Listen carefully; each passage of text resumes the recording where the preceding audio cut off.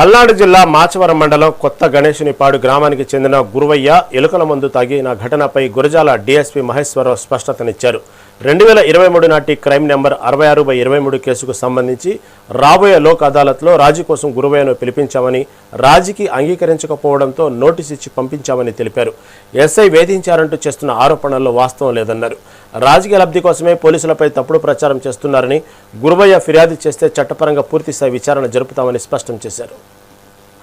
Social మీడియాలో గురువయ్య అనే వ్యక్తి ఏదో రెడ్ పాయిజన్ తాగి హాస్పిటల్లో విజయసాయి హాస్పిటల్లో మన పిడిగ్రాల్లో జాయిన్ అయినట్టు, ఆయనేమో ఎస్ఐ గారు స్టేషన్ పిలిచి హరాస్ చేశారు, అందువల్ల తాగానని చెప్తున్నట్టు మన సోషల్ మీడియా సర్క్యులేట్ అవుతుంది.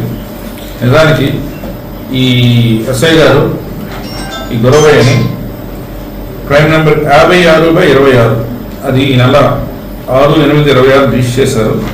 ఈ కేసులో దర్యాప్తు నిమిత్తము ఆయన పిలిపించారు. నిన్న పిలిపించి ఆయన ఎంక్వైరీ చేసి 41 నోట్స్ కూడా ఇచ్చి పంపించారు ఇంటికి.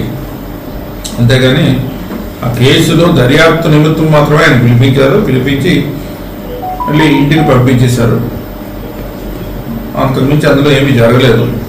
బట్ ఆయన మాత్రం ఎందుకో మనస్తాపం చెంది నేను పురుగుల మందు తాగానని చెప్పాడు, ర్యాట్ పాయిజన్.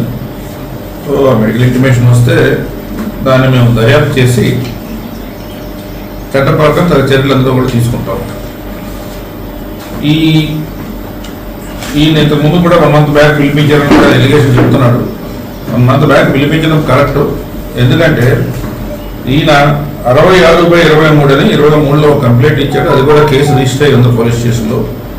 మాకు నెక్స్ట్ మంత్ 9వ తారీఖు లోక్ అదాలత్ ఉంది, national Lok Adalat. Next month 29వ తారీఖు అండి.